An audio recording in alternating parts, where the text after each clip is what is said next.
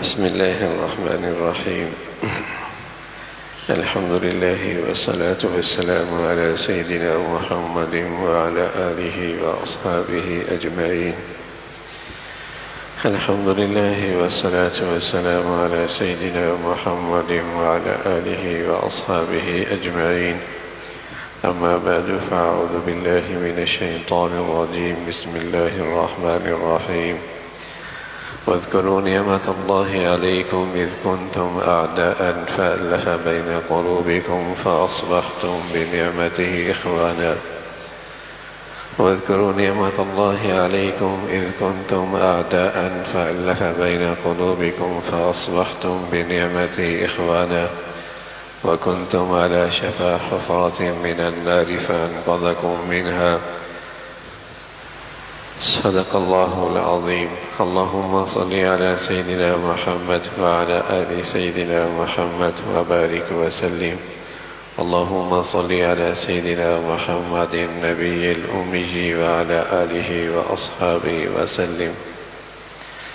میرے معزز مسلمان بزرگوں، عزیز بھائیوں اور امت مسلمہ کے مقدس ماں اور بہنوں، پچھلے اتوار کو ہم نے عرض کیا تھا آمد رسول صلی اللہ علیہ وسلم سے پہلے دنیا کے احوال، دنیا کے حالات، اس وقت کا معاشرہ، اس کے خد و خال کیا تھے۔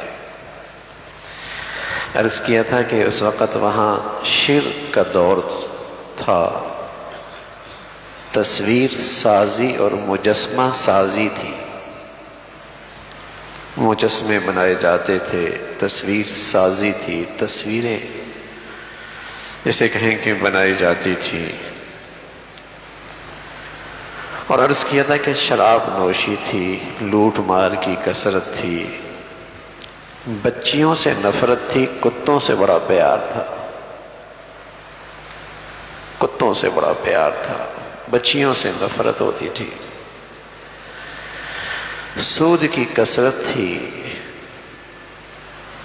اور عورت اپنا حسن و جمال کا اظہار کیا کرتی تھی۔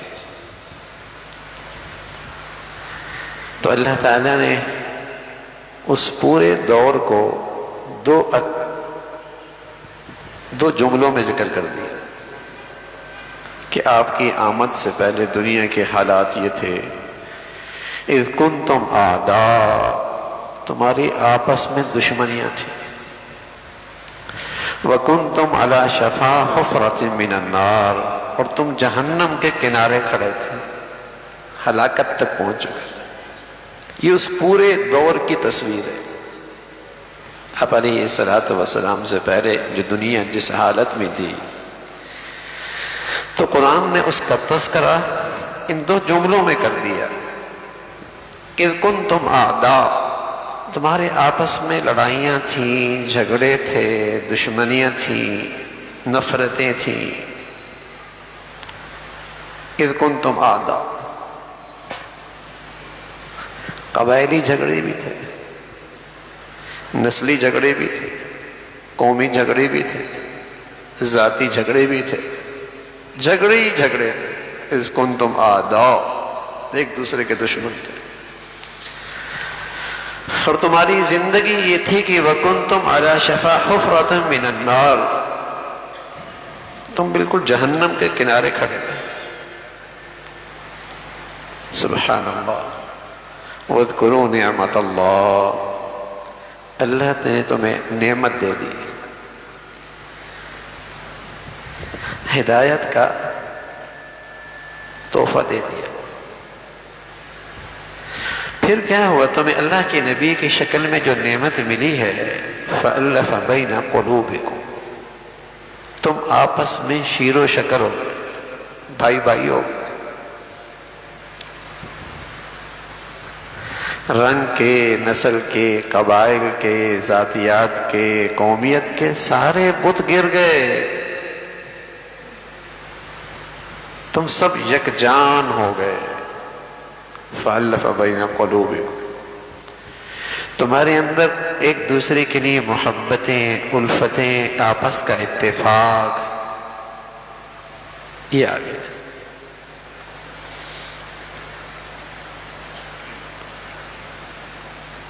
الفتیں اور محبتیں آ گئی. وَأَلَّفَ بَيْنَ قُلُوبِكُمْ لَوْ أَنفَقْتَ مَا فِي الْأَرْضِ جَمِيعًا مَا أَلَّفْتَ بَيْنَ قُلُوبِهِمْ. اگر ساری دنیا کا خزانہ بھی خرچ کر ڈالو نا اور چاہو کہ تمہارے اندر الفت اور محبت آ جائے، نہیں آ سکتی. یہ تو اس نعمت کے بدولت آئی، یہ تو اس نعمت کے بدولت آئی، ورنہ ساری دنیا کا خزانہ بھی خرچ کر ڈالو اور چاہو کہ تمہارے دل کے اندر ایک دوسرے کی الفت اور محبت اور تمہارے آپس میں اتفاق آ جائے، نہیں آ سکتی. وَاذْكُرُوا نِعْمَةَ اللَّهِ إِذْ كُنْتُمْ أَعْدَاءً فَأَلَّفَ بَيْنَ قُلُوبِكُمْ. تمہارے اندر الفت اور محبت آ گئی. آپ علیہ الصلوۃ والسلام کی آمد سے پہلے سب نفرتوں کا شکار تھے. آپ کی زندگی کی بدولت، آپ کے اخلاق کے بدولت، آپ کی سنتوں کے بدولت، آپ کی مبارک اسوہ حسنہ کی بدولت تمہارے اندر الفت اور محبت ہے. فَأَلَّفَ بَيْنَ قُلُوبِكُمْ، محبتیں آ گئی. اور میرے عزیزو، سنت میں طاقت ہے، نبی کے طریقے میں آج بھی یہ طاقت ہے. اگر مسلمانوں میں آ جائے تو مسلمانوں میں اتفاق آ جائے. لیکن جہاں دین سے ہٹے یا جہاں بدعات کا ارتکاب ہوا وہاں پھر نفرتیں ہوں، وہاں پھر مسلمان ٹوٹ پھوٹ کا شکار ہو جائے.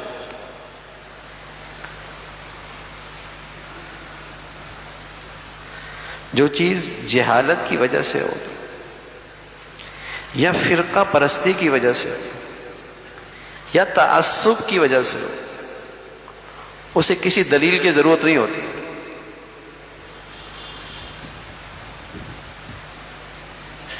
جو چیز جہالت کی وجہ سے ہو، تعصب کی وجہ سے ہو، فرقہ پرستی کی وجہ سے ہو، اسے کسی دلیل کی ضرورت نہیں ہوتی.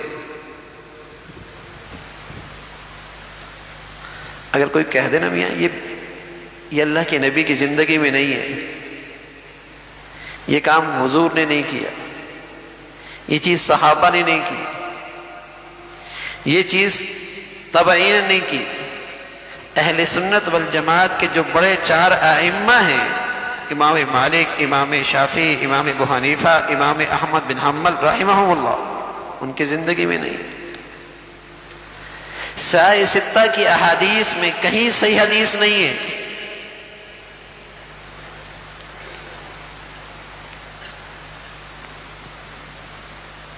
لیکن جہالت،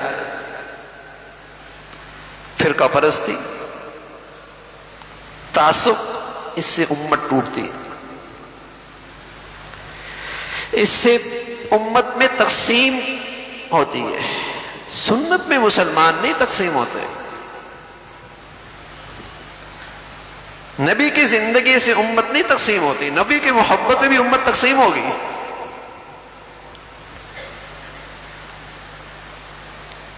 تقسیم تو ہوگی جب دین میں اضافہ ہوگا. جو چیز دین میں نہیں، جب ہم اس کو دین بنائیں گے تب یہ امت تقسیم ہوگی. آپ علیہ الصلوۃ والسلام دنیا میں آئے تو فرمانے لگے میں اپنی امت کے لیے 2 عید مقرر کرتا ہوں، عید الفطر، عید الاضحیٰ. اب امت میں کوئی کہہ دے کہ میاں میں 1 مناؤں گا، 2 نہیں مناؤں گا، تو امت تقسیم ہوگی نہیں ہوگی. اور کوئی کہہ دے میں 3 مناؤں گا، بتاؤ تب بھی تقسیم ہوگی نہیں ہوگی. کوئی کہے گا میں 4 مناؤں گا، تب بھی تقسیم ہوگی نہیں ہوگی. لیکن 2 میں تو مشرق، مغرب، شمال، جنوب کا کوئی مسلمان تقسیم نہیں ہوگا نا، سب 2 منائیں گے. نبی کے طریقے میں تو تقسیم نہیں ہے. جب کوئی کہہ دے نہیں 2 نہیں 1 ہے، مسلمان تقسیم ہو جائیں گے۔ جب کوئی مسلمانوں میں یہ کہہ دے کہ دونوں تین ہیں، مسلمان تقسیم ہو جائیں گے۔ آدھے لوگ کیک کاٹ رہے ہیں، آدھے لوگ عید کی نماز پڑھ رہے ہیں، آدھے نہیں پڑھ رہے، تقسیم ہو جائیں گے۔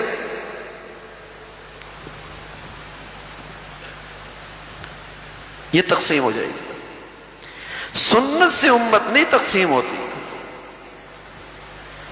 سبحان اللہ۔ اور نبی سے محبت میں، نبی سے تعلق میں امت تقسیم ہو جائے، مسلمان تقسیم ہو جائے۔ میرے عزیزوں سچ بتاؤں، کچھ لوگ تو بیچارے جہالت میں، فرقہ پرستی میں، تعصب میں یہ سب کچھ کرتے ہیں، لیکن شاطر باطل، جو باطل شاطر ہے وہ مسلمانوں میں ان بدعات کو فروغ دیتا ہے تاکہ مسلمان تقسیم در تقسیم ہوتے چلے جائیں۔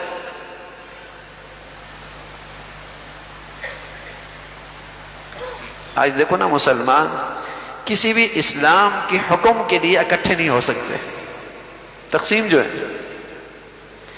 کسی بھی باطل کے خلاف اکٹھے نہیں ہو سکتے۔ کتنا بڑا کفر سامنے آ جائے، مسلمان آپس میں اکٹھے نہیں ہو سکتے۔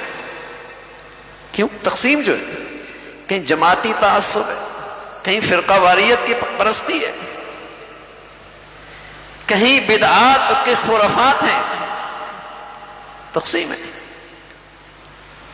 والذی ارسل رسولہ بالہدی ودین الحق لیظہرہ علی الدین کلہ۔ ہمارے پیارے نبی تو دنیا میں آئے تھے اس لیے کہ آپ کا دین دنیا پہ غالب آ جائے، لیکن مسلمان ایک ہوں تو اس محنت میں لگے نا، ان کو تو آپس ہی سے فرصت نہیں ہے۔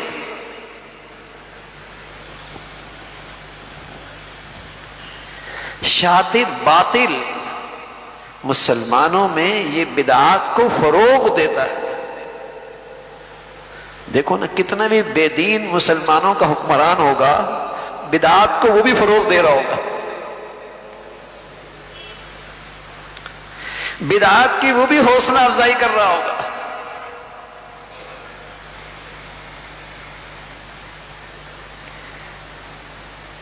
باطل سے باطل حکمران بھی اس کی حوصلہ افزائی کر رہا ہوگا، لیکن نبی کی دین کی حوصلہ افزائی نہیں کرے گا کہ آج دنیا میں، اسلامی دنیا میں، مسلمانوں کے ملکوں میں نبی کا دین کا سب سے بڑا حکم نماز، اس کو فروغ دو نا۔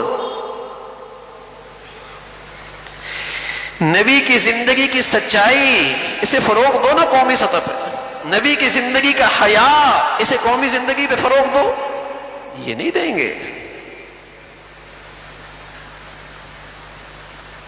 نبی کے دین کے لائی ہوئی حدود فروغ دو، نہیں دیں گے۔ بے دین سے بے دین حکومت بدعات کو فروغ دے گی تاکہ مسلمانوں میں تقسیم ہو، نفرتیں بڑھیں۔ آج کی دنیا تو بہت جدید دنیا ہے، سالوں پہلی تاریخ بھی آپ آسانی سے آج نکال سکتے ہیں، صدیوں پہلی تاریخ بھی آج نکال سکتے ہیں۔ تو قرآن میں، حدیث میں کہیں نہیں ہے کہ آپ علیہ الصلوۃ والسلام جس دن پیدا ہوئے، یہ بات تو طے ہے کہ وہ پیر کا دن ہے، اور یہ بھی طے ہے کہ وہ صبح کا وقت ہے، لیکن یہ تاریخ بنتی ہی نہیں کہ پیر کا دن بھی ہو اور 12 ربیع الاول بھی ہو۔ تو میں عرض کر رہا ہوں، تاریخیں نکالنا بھی آسان ہے نا، 5 صدیاں پہلے بھی آپ تاریخ نکال سکتے، وہ 9 تاریخ بنتی ہے، تب پیر کا دن بنتا ہے، وہ تاریخ بنتی نہیں۔ لیکن حضور علیہ الصلوۃ والسلام کی ولادت مبارک باسعادت یہ طے ہے کہ فجر کے وقت ہوئی، جب صبح پھوٹ رہی تھی، اور وہ دن اتوار کا تھا، پیر کا دن تھا، اور وہ ربیع الاول کا مہینہ تھا۔ یہ 3 باتیں آتی ہیں۔ ربیع الاول کا مہینہ تھا، پیر کا دن طے ہے اور وہ فجر کا وقت ہے. تو آپ کی ولادت کی نسبت کس سے ہے بھائی؟ فجر سے بھی ہے. آپ کی ولادت کی نسبت پیر کے دن سے بھی ہے. آپ کی ولادت کی نسبت ربیع الاول سے بھی ہے. تو پھر برکت کا وقت تو روز فجر کا ہوا نا. پھر تو مبارک گھڑی روز ہر پیر کا دن ہوا نا، ہر پیر کا دن. صرف ربیع الاول ہی کیوں؟ آپ کی پیدائش تو صبح کے وقت ہوئی، تو پھر ہر 24 گھنٹے کے بعد. آپ کی ولادت تو پیر کے دن ہوئی، پھر ہر 7 دن کے بعد، 1 سال کے بعد کیوں؟ اور اگر 1 سال کے بعد کرنی ہی ہے تو پھر مہینے میں 4 دن، کہ صبح بھی ہو، پیر بھی ہو، ربیع الاول بھی ہو. مہینے میں 4 تاریخیں آتی، صبح بھی ہو، پیر بھی ہو، ربیع الاول بھی ہو. یہ تو کسی عقل کے پیمانے میں بھی نہیں آتی، نقل میں تو ہے ہی نہیں کہ اللہ کے نبی صلی اللہ علیہ وسلم ساری زندگی رہے، آپ نے تو کوئی اہتمام نہیں کیا. پھر حضرت ابو بکر کی خلافت رہی، آپ نے تو کوئی اہتمام نہیں کیا. حضرت عمر کی خلافت ہوئی، آپ نے تو کوئی اہتمام نہیں کیا. حضرت عثمان کی خلافت ہوئی، کوئی اہتمام نہیں. حضرت علی کی خلافت ہوئی، کوئی اہتمام نہیں ہوا. رضوان اللہ علیہ اجمعین. حضرت حسن کا دور آیا، حضرت معاویہ کا دور آیا رضی اللہ تعالیٰ عنہما. پھر تبع تابعین کا دور آیا، تبع تابعین کا دور آیا، کہیں اہتمام نہیں. اور آپ بھی جانتے ہیں جن کی عمریں بڑی ہیں، جو 70 سال کے ہیں، 60 سال کے، انہیں بھی اندازہ ہے کہ 60 سال پہلے ہمارے ہاں بھی یہ رنگ نہیں تھا. ہمارے ہاں بھی یہ رنگ نہیں تھا. اور بدعت کی شان ہی یہی ہے کہ وہ ہر زمانے کے لحاظ سے بدلتی رہتی ہے، سنت ہمیشہ ایک جیسی رہتی ہے. صدیاں گزر گئی، سنت ایک جیسی رہے گی. جو دین میں اضافہ ہوتا ہے وہ ہر زمانے میں اس کی شکل نہیں ہوگی، نیا رنگ ہوگا. پہلے کیک تو نہیں کاٹتے تھے، عیدی بھی نہیں دیتے تھے. پتہ نہیں وہ وقت کب آنے والا ہے، اللہ حفاظت فرمائے کہیں عید کی نماز بھی شروع نہ ہو جائے. تو افسوسناک صورت یہ ہے کہ اس سے مسلمان تقسیم ہوتا ہے، اور دین کی صحیح شکل جو مسلمانوں کی غلبی کی وجہ ہے، جو مسلمانوں کے اتفاق کی چیز ہے، وہ ایسا ایسا پیچھے جا رہی ہے. نبی کی سنتوں سے مسلمان تو ایک ہوتا ہے، نبی کے اخلاق سے یہ امت اتفاق کی طاقت میں آتی ہے، اس امت میں وحدت آتی ہے. تو ولادت کی نسبت تو صبح سے بھی ہے، پیر سے بھی ہے، ربیع الاول سے بھی ہے.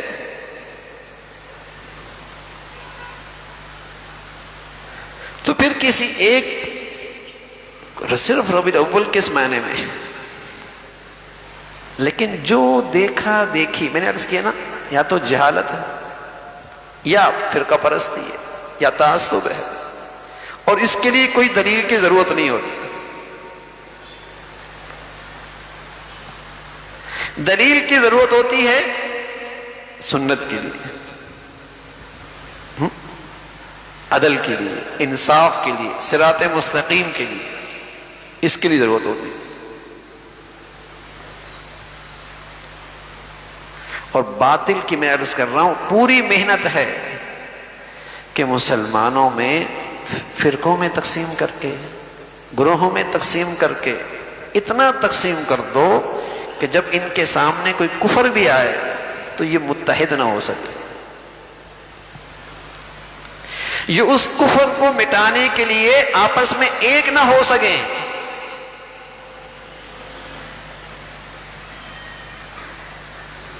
ہمیں اللہ نے یہ ملک دیا، وحدت کی برکت سے ملا. اس ملک میں قادیانی کافر کے لائے گئے آئین میں یہ مسلمانوں کے اتفاق کی برکت تھی، اتحاد کی برکت۔ وہاں مفتی محمود صاحب رحمۃ اللہ علیہ بھی تھے، مولانا شاہ احمد نورانی رحمۃ اللہ علیہ بھی تھے، اور ہر طبقے کے بزرگان دین تھے، لیکن سب میں آپس میں اتفاق۔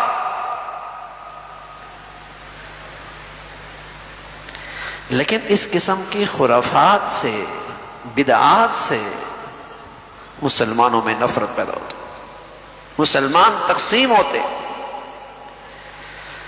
اور قرآن نے بتایا وَاذْكُرُوا نِعْمَةَ اللَّهِ إِذْ كُنْتُمْ أَعْدَاءَ، جب تمہارے پاس نبی کی زندگی نہیں ہوتی تمہارے اندر دشمنیاں ہوتی، تم ٹوٹ پھوٹ کا شکار ہوتے۔ جہاں تمہارے بیچ میں نبی کی زندگی آئی تمہارے اندر الفت اور محبت ہو۔ نبی کی محبت سے، نبی کی اطاعت سے نفرتیں نہیں ہوتی، مسلمان ایک ہوتا، مسلمانوں میں وحدت آتی ہے، اتفاق آتا ہے۔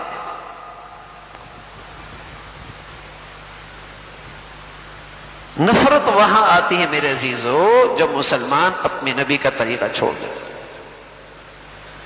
مغرب کی نماز ہم نے پڑھی، 3 رکعتیں پڑھی، کوئی کہہ دے میاں آج میرا بڑا جی چاہ رہا ہے 3 کے بجائے 4 پڑھ لوں، اب چوتھی رکعت میں اس نے کوئی غلط تو نہیں کیا، فاتحہ پڑھی، 2 سجدے بڑھ گئے، اللہ کی حمد و ثنا میں اضافہ ہوا، پیارے نبی صلی اللہ علیہ وسلم پہ درود پڑھا، لیکن سب پیچھے سے کہتے ہیں نماز نہیں ہوئی۔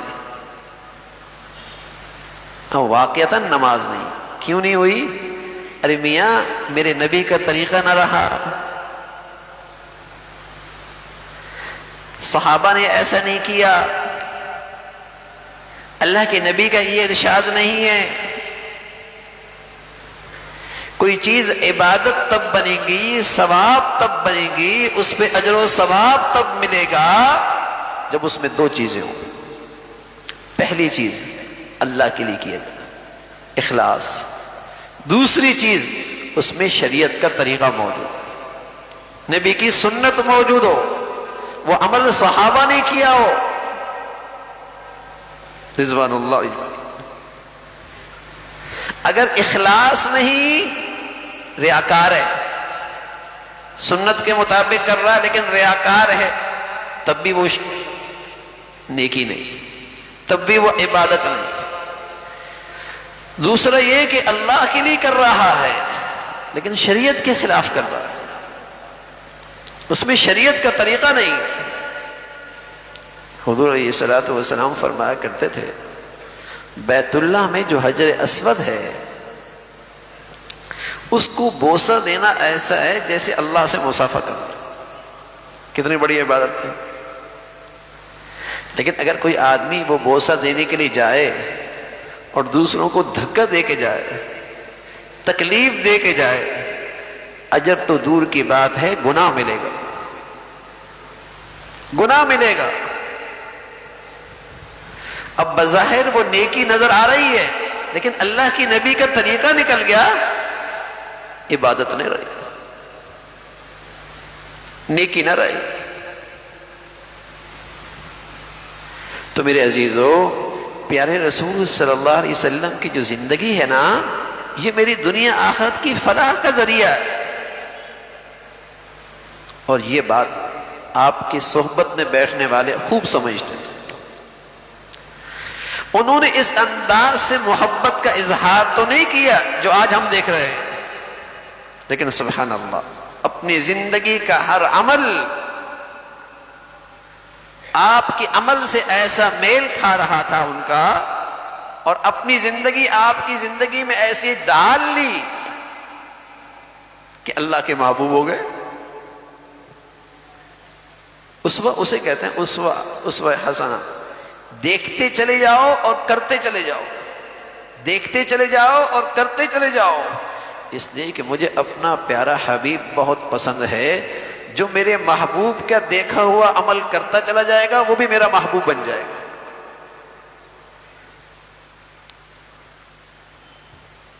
ان کی ہر ادا حضور علیہ الصلوۃ والسلام کی اطاعت کا نمونہ تھی آپ کی اطاعت۔ حضرت مرثد ابن ابی مرثد رضی اللہ تعالیٰ عنہ مہاجر صحابی ہیں، مکہ مکرمہ گئے مدینہ سے، تو ان کا وہاں ایک عورت سے تعلق تھا زمانہ جاہلیت میں، عناق نامی ایک خاتون تھی، اس سے تعلق تھا۔ تو وہاں گئے تو اس سے ملاقات ہوئی، اس نے بلایا، اپنا تعلق جتلایا، اپنے تعلقات یاد دلائے۔ تو یہ صحابی رسول فرمانے لگے سب ٹھیک ہے، لیکن اب تیرے اور میرے درمیان میری نبی کی زندگی حائل ہے، اب میں آپ کے قریب نہیں آ سکتا۔ تو وہ کہنے لگی شادی کر لو۔ کہا ٹھیک ہے میں سوچوں گا، لیکن اللہ کے نبی سے پوچھوں گا۔ مدینہ آئے، حضور علیہ الصلوۃ والسلام سے عرض کیا یا رسول اللہ میں اس ازمائش میں آ گیا ہوں۔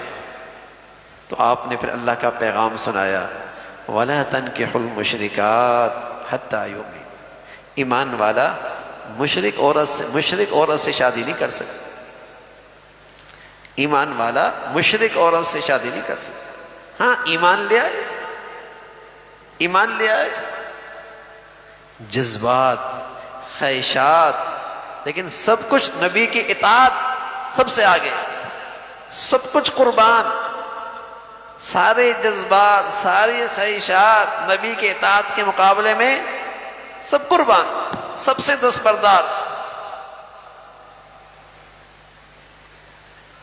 اور ایسے اطاعت شعار تھے۔ ایک دن اللہ کے نبی صلی اللہ علیہ وسلم جمعے میں خطبہ دے رہے تھے، کچھ لوگ کھڑے تھے، آپ نے فرمایا بیٹھ جاؤ۔ تو حضرت عبداللہ ابن مسعود رضی اللہ عنہ کان میں یہ آواز پڑی بیٹھ جاؤ، ابھی اندر داخل ہی نہیں ہوئے تھے، لیکن اللہ کے نبی کے یہ الفاظ کانوں میں پڑے تو آگے قدم کیسے بڑھے، وہیں بیٹھ گئے۔ سبحان اللہ۔ حضور علیہ الصلوۃ والسلام نے انہیں اندر بلایا اور ان کی تعریف فرمائی، ایسے جانثار، ایسے آپ پر فدا۔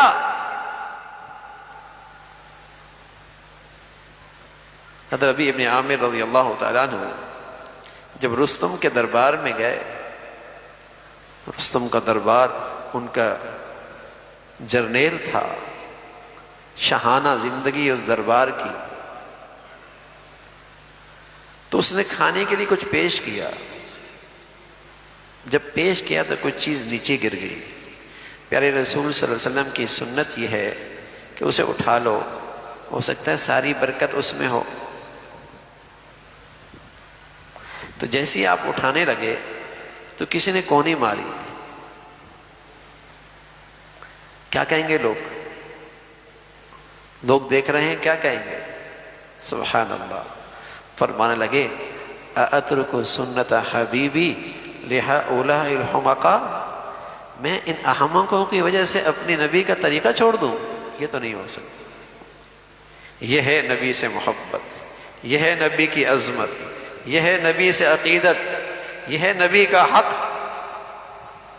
کہ کہیں دنیا میں چلے جاؤ اپنی وضع نہ بدلو، اپنی شکل و صورت نہ بدلو، اپنے طور طریقے نہ بدلو، زمانے سے مرعوب نہ ہو، تمہارے نبی کے طور طریقوں میں تمہارے لیے عزت ہے، تمہارے نبی کے طور طریقے میں تمہارے لیے دنیا آخرت کی سعادت ہے۔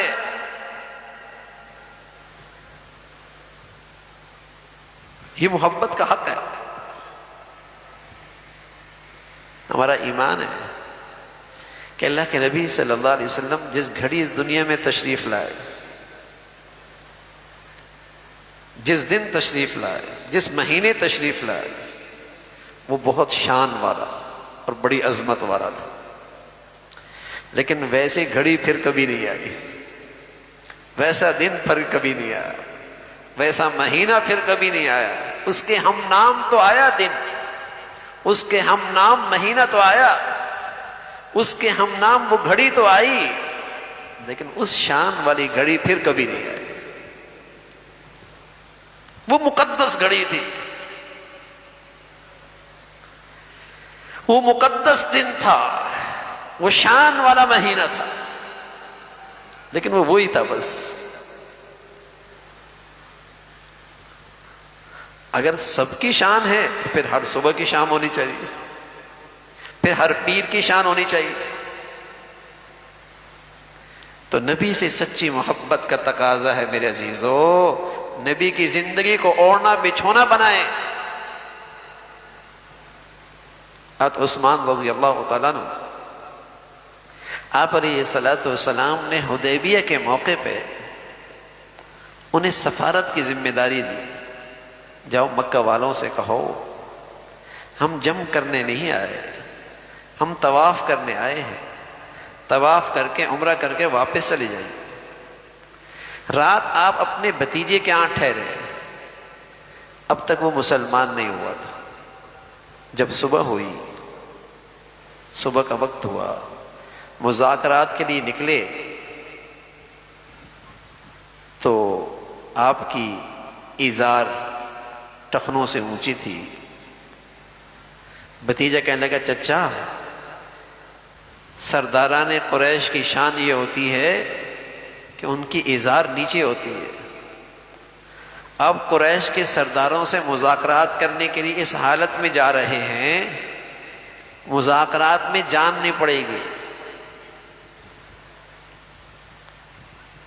تو عثمان فرمانے لگے ہاکذا ازار صاحبنا، میرے محبوب کی ازار تو ایسی تھی، جان پڑے نہ پڑے، دنیا کس نظروں سے دیکھے، میرے نبی کی ازار تو ایسی تھی. میرے نبی کا طریقہ تو یہی. ہاں میرے عزیزو، جب نبی کے دل میں عظمت ہوتی ہے نا تو اس کے طور طریقوں کی بھی عظمت ہوتی ہے، پھر اس کے طور طریقوں کی بھی عظمت ہوتی ہے.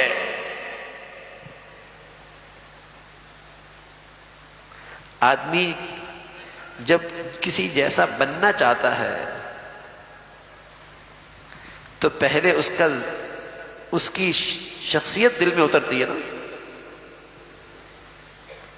تب وہ اس کا آئیڈیل بنتا ہے نا.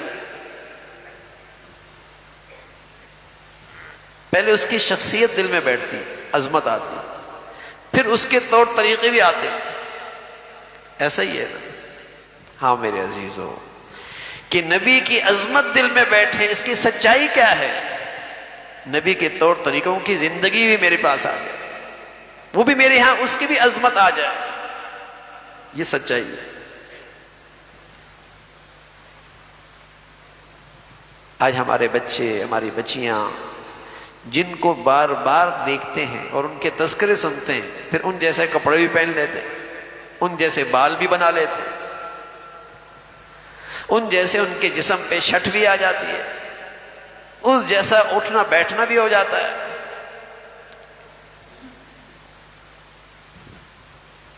تو میرے عزیزو، نبی کی سیرت پڑھیں، اپنے گھروں میں بھی نبی کی سیرت کے تذکرے ہوں. نبی کی زندگی تو پڑھیں نا.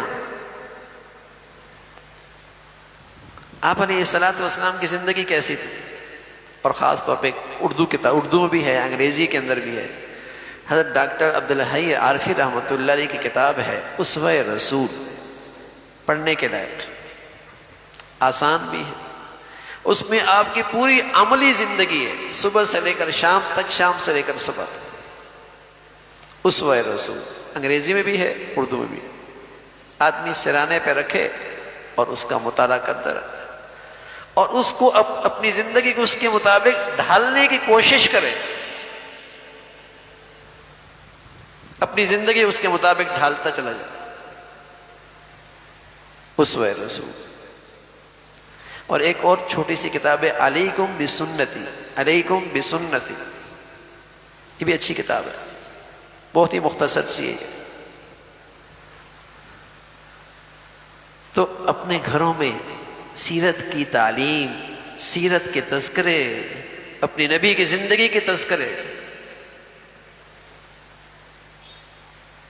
جب اللہ نے آپ حبیب صلوات والسلام کی شکل میں نعمت دی ہے نا، تو جب نعمت ملتی تو پھر خوشی ایک دن نہیں ہوتی، پھر اس نعمت کی خوشی مسلسل ہوتی ہے، صبح شام ہوتی ہے، رات دن ہوتی ہے،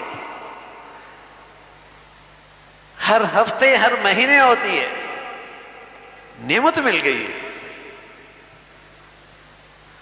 پھر اس کی خوشی ہر گھڑی ہے، پھر اس کے لیے کوئی دن، کوئی رات، کوئی مہینہ، کسی کی کوئی قید نہیں، ہر وقت اس کا تذکرہ ہو اور ہر وقت اس ذات کے احسانات کا تصور ہو، اور جب یاد آ جائے صلی اللہ علیہ وسلم، صلی اللہ علیہ وسلم، یہ آپ علیہ الصلوۃ والسلام پر سب سے مختصر درود و سلام ہے، صلی اللہ علیہ وسلم، اس میں درود بھی ہے، سلام بھی ہے، صلی اللہ علیہ وسلم، سب سے مختصر، صلی اللہ علیہ وسلم۔ ایک دن آپ علیہ الصلوۃ والسلام مسکراتے چہرے کے ساتھ باہر تشریف لائے، صحابوں نے پوچھا یا رسول اللہ بڑے خوش نظر آ رہے ہیں، فرمایا کیوں خوش نہ ہو، جبرائیل امین نے آ کے بتایا ہے کہ اللہ نے فرمایا ہے جو بھی آپ پہ درود و سلام بھیجے گا ایک بار تو اللہ اس پہ 10 مرتبہ رحمتیں بھیجے گی، اللہ تعالیٰ اس پہ 10 مرتبہ رحمتیں بھیجے گی۔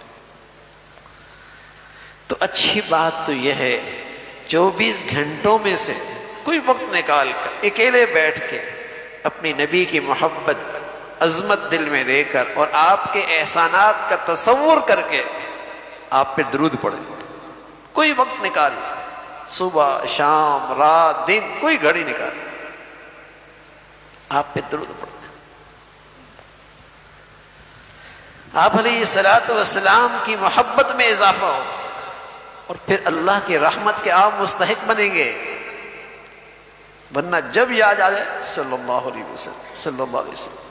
حضرت مولانا زکریا شیخ الحدیث رحمۃ اللہ علیہ، مولانا زکریا رحمۃ اللہ، حضرت نے پوری ایک کتاب لکھی ہے فضائل درود شریف، فضائل درود شریف، اور فرمایا کہ اگر کسی کو کوئی مشکل آ جائے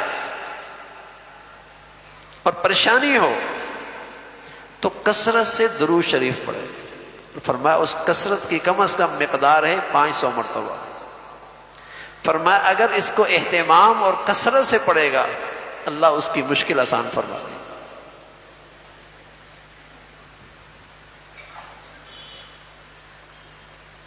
اللہ کی رحمت آ رہی ہے اور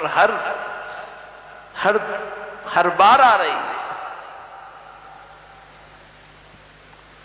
ہماری دعائیں بھی کیسی ہوتی ہیں، لیکن اگر درود و سلام کی شکل میں ہم نے دعا اللہ کے نبی کے حق میں کی تو یہ تو اللہ نے قبول کرنی ہے نا، یہ تو قبول ہونی ہی ہے، لیکن اس کی برکت سے درود پڑھنے والے کا کام بن جائے۔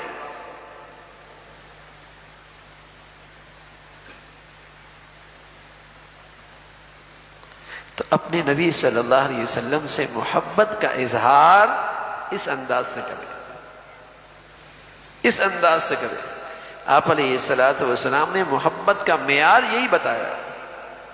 آپ کا بہت پیارا شاگرد، آپ کی صحبت میں اٹھنے بیٹھنے والا انس رضی اللہ عنہ، ایک دن اللہ کے نبی صلی اللہ علیہ وسلم ان سے کہنے لگے یا بنیا، اے میرے پیارے بیٹے،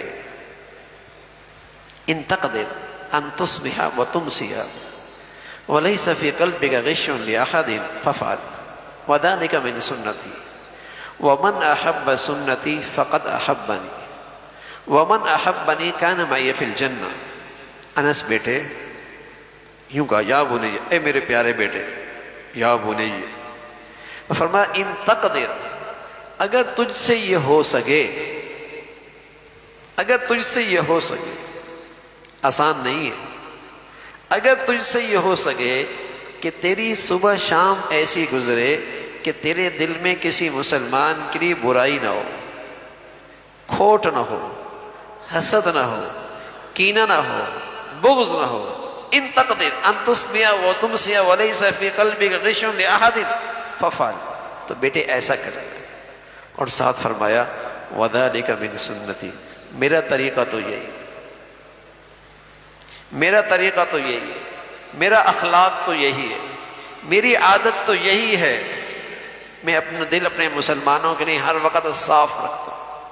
وَذَلِكَ مِن سُنَّتِي، اور فرمایا مجھ سے محبت کا معیار کیا ہے، مجھ سے محبت کا معیار کیا ہے، میری محبت میں کون سچا ہے، اور یہ بتانے والے خود محبوب خدا ہیں، یہ بتانے والے خود محبوب خدا ہیں، خود بتا رہے ہیں کہ میری محبت کا معیار کیا ہے۔ وَمَنْ أَحَبَّ سُنَّتِي فَقَدْ أَحَبَّنِي، جس کو میرے طور طریقوں سے محبت ہے نا، حقیقت میں اسی کو مجھ سے محبت ہے۔ اللہ کی شان ہے، اللہ کے نبی نے کیا بات فرمائی ہے۔ جب آپ کی ولادت ہوئی تو آپ کا چچا ابو لہب، اس کی ایک باندی تھی صوبیہ، آپ کے والد کا نام عبداللہ تھا، وہ بہت جلدی انتقال فرما گئے۔ ان کے بھائی ابو لہب بھی تھے جو مسلمان نہیں ہوئے تھے، لیکن جب آپ کی پیدائش ہوئی اور انہیں پتہ چلا کہ میرے اس بھائی کے ہاں پیدائش ہوئی جس کا بھی انتقال ہوا ہے، عبداللہ کے ہاں، اور جس باندی نے خوشخبری دی صوبیہ، خوشی میں اسے آزاد کر دیا، ابو لہب نے اسے آزاد کر دیا۔ لیکن یہی چچا جب اللہ کے نبی صلی اللہ علیہ وسلم نے فرمایا کہ جس زندگی کو تم اختیار کر رہے ہو یہ ناکامی اور جہنم کی زندگی ہے، اور جو میرے طریقے ہیں اور جو میں زندگی لے کے آیا ہوں اس میں انسانیت کی فلاح اور کامیابی ہے، تو اسی چچا نے سب سے پہلے پتھر اٹھایا، سب سے پہلے اسی چچا نے پتھر اٹھا کے مارا ابو لہب نے۔ کہاں صوبیہ کو آزاد کر رہا، اور کہاں جب نبی کے طور طریقے کی بات آئی تو وہ اس سے برداشت نہیں ہوتی۔ ہاں میرے عزیزو، سود کے اڈے پہ کمکمے تو لگا دیں گے، سود نہیں چھوڑیں گے۔ عدالتوں کے دیواروں پہ چراغا تو ہو جائے گا، لیکن نبی کا عدل نہیں زندہ کریں گے، نبی کا عدل نہیں زندہ کریں گے، نبی کا انصاف نہیں زندہ کریں گے۔ حضور علیہ الصلوۃ والسلام فرمانا کہ میری محبت کا معیار ومن احب سنتی فقد احبنی، جس نے میرے طور طریقوں کو پسند کیا اس نے مجھ سے محبت کی، اور جس نے مجھ سے محبت کی وہ جنت میں میرے ساتھ ہے، وہ جنت میں میرے ساتھ ہے۔ تو میرے عزیزو، اپنے نبی کی اداؤں کو تلاش کرو، سنتوں کو تلاش کرو، اخلاق کو تلاش کرو، اسے اپناؤ۔ یہ شفاعت کا ذریعہ ہے، یہ نجات کا ذریعہ ہے، یہ نجات کا ذریعہ ہے۔ تو آپ علیہ الصلوۃ والسلام کی سیرت کا مطالعہ ہو، اپنے گھروں میں بھی تعلیم ہو، اور ساتھ ساتھ آپ کے احسانات کا تصور کر کے آپ علیہ الصلوۃ والسلام پہ درود و سلام، درود و سلام، یہ محبت کا اظہار ہے۔ اور جس قدر ہم سنتوں کو فروغ دیں گے، مسلمان محبتوں سے گلشن میں جڑتے چلے جائیں گے، اور اللہ تعالی ہمیں اور تمام مسلمانوں کو بدعات سے محفوظ فرمائے۔ ہاں، جس سے مسلمان تقسیم بھی ہوتے ہیں، اور سچ بتاؤں دین کی شکل بھی بدل جاتی ہے، دین کی شکل ہی بدل جاتی ہے۔ آج جو بچے بچیاں ان چیزوں کو دیکھتے ہیں وہ تو سمجھیں کہ بیچارے ہم نے تو دین دیکھا ہی یہی، اور آپ کے بڑے بوڑھے جانتے ہیں پہلے یہ کچھ بھی نہیں تھا، 30 40 50 سال پہلے یہ کچھ بھی نہیں تھا۔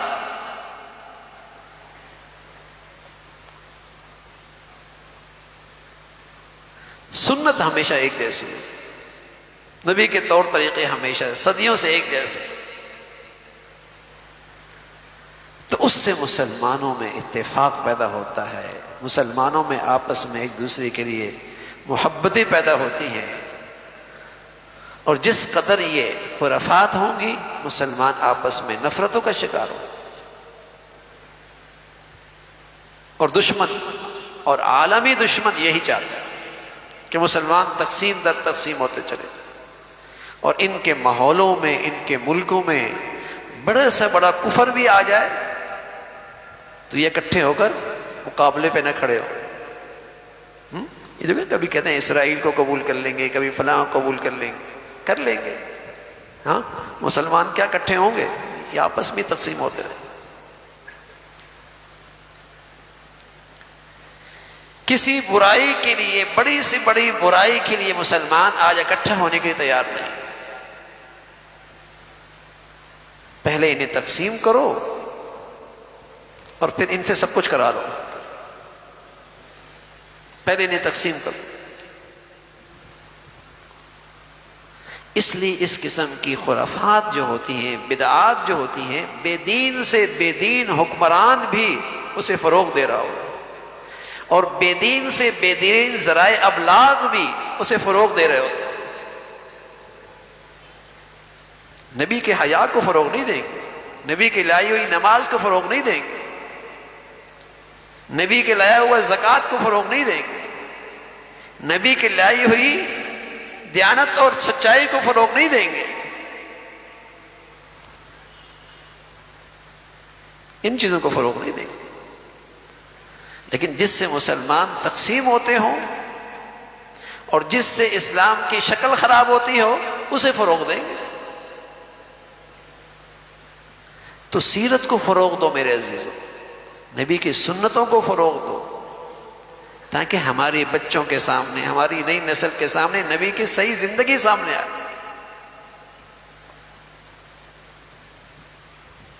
اور اس میں اللہ کے ہاں بھی محبوبیت ہے، اور میرے اور آپ کی فلاح کا واحد نسخہ ہے رسول اللہ صلی اللہ علیہ وسلم کی زندگی۔ اور صحابہ کی سب سے بڑی کامیابی یہی تھی کہ آپ اپنی نبی کی زندگی سے ایک انچ بھی دستبردار ہونے کے لیے تیار نہیں تھے۔ زمانہ کیا کہے گا، دنیا کیا کہے گی؟ آج تو نبی کا دین اسلامی دنیا میں غریب ہو چکا ہے، غریب، اجنبی ہو گیا۔ حضور علیہ الصلوۃ والسلام فرمایا کرتے تھے الدین بدأ غریبا وسیعود غریبا، دین جب آیا تھا تو ایک مسافر تھا، ایک اجنبی چیز تھی، لوگ اجنبی نظروں سے دیکھتے تھے جیسے مسافر کو اجنبی نظروں سے دیکھا جاتا ہے۔ فرمایا ایک وقت پھر آئے گا، دین پھر اجنبی ہو جائے گا۔ اور آج اسلامی دنیا میں مسلمان ہے، اسلام کہاں ہے؟ آج دنیا میں، اسلامی دنیا میں مسلمان ہے، اسلام کہاں ہے؟ دین وہاں اجنبی ہوتا جا رہا ہے۔ لیکن رسول اللہ صلی اللہ علیہ وسلم نے دعا دی ہے، فرمایا فطوبى للغرباء الذين يصلحون ما افسد الناس من بعدي من سنتي، فرمایا اے اللہ تو انہیں خوش خرم رکھنا، تو انہیں سدا خوش رکھنا۔ اللہ کے نبی کی دعائیں لیں، پیارے نبی کی دعائیں لیں۔ اگر آج دعائیں لیں گے کل نبی کے ہاتھ سے حوض کوثر کا پانی پئیں گے، کل پیارے نبی کے شفاعت کے جھنڈے تلے کھڑے ہوں گے۔ فطوبى للغرباء الذين يصلحون ما افسد الناس من بعدي من سنتي، اے اللہ تو نے خوش و خرم رکھنا جن طور طریقوں کو دنیا اپنی خوشیوں سے، اپنی تقریبات سے، اپنے لباس سے، اپنے گھروں سے، اپنے بازاروں سے، اپنی زندگیوں سے دنیا میرے طور طریقوں کو نکال رہی تھی، انہوں نے پھر انہیں اپنے سینے سے لگا دیا، ان سنتوں کو پھر زندہ کر لیا۔ اے اللہ تو انہیں خوش و خرم رکھ۔ پیارے نبی کی میٹھی سنتوں کو زندہ کرنا، پیارے نبی کی دعائیں لینا۔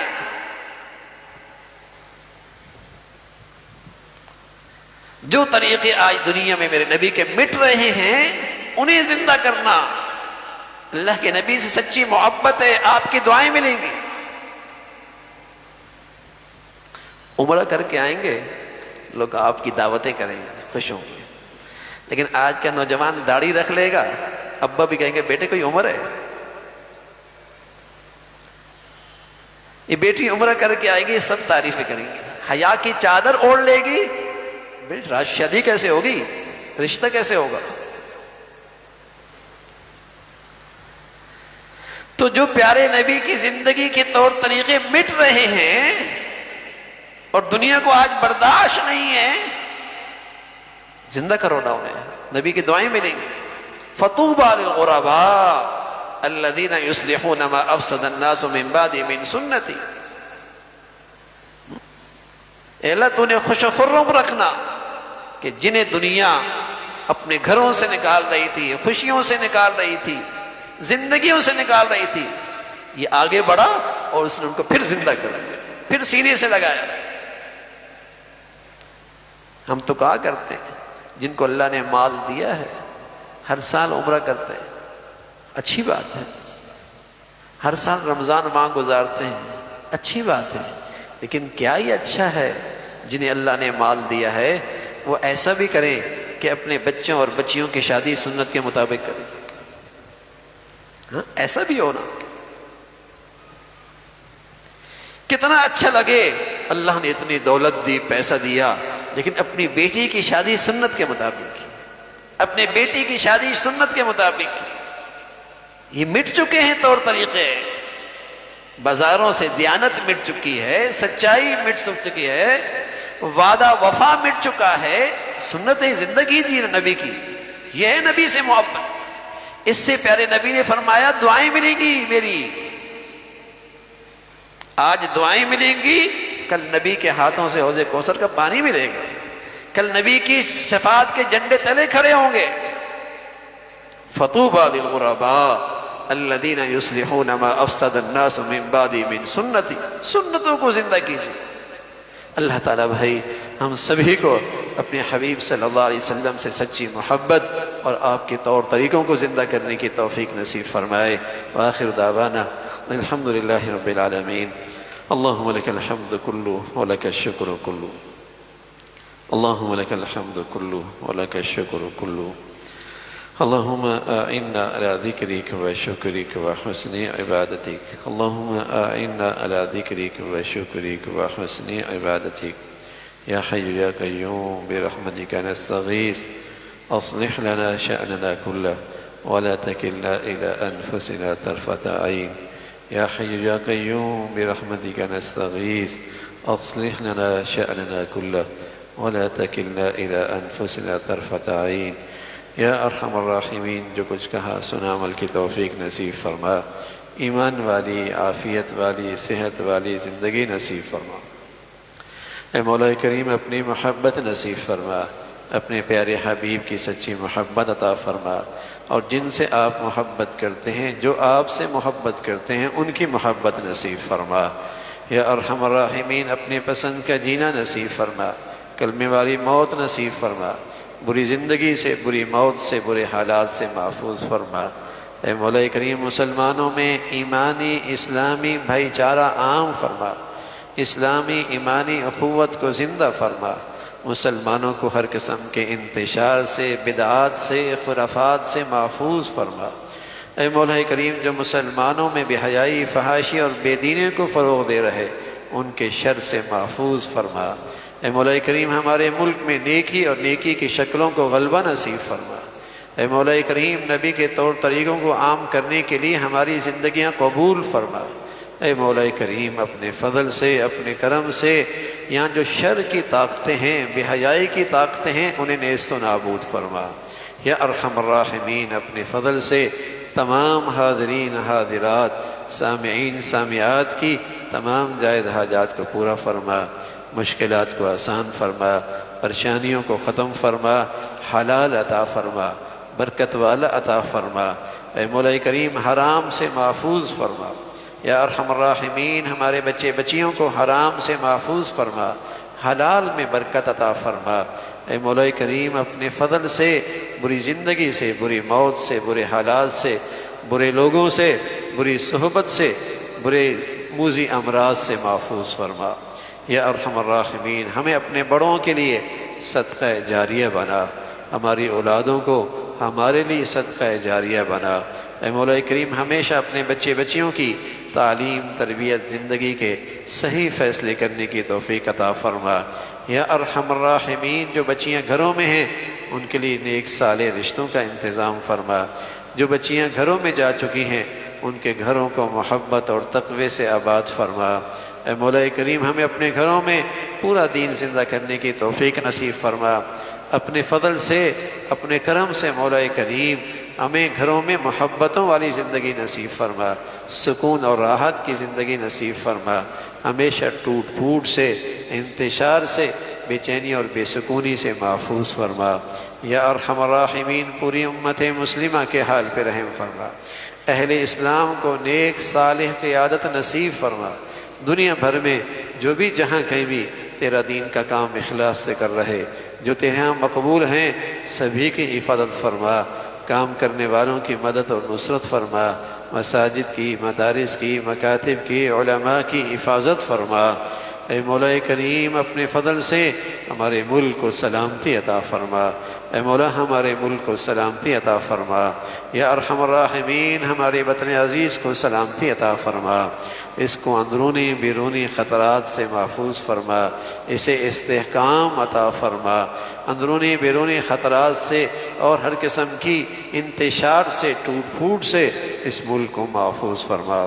اے مولا کریم ہمارے شہر پہ رحم فرما، ہمارے ملک پہ رحم فرما، پوری امت مسلمہ کے حال پہ رحم فرما۔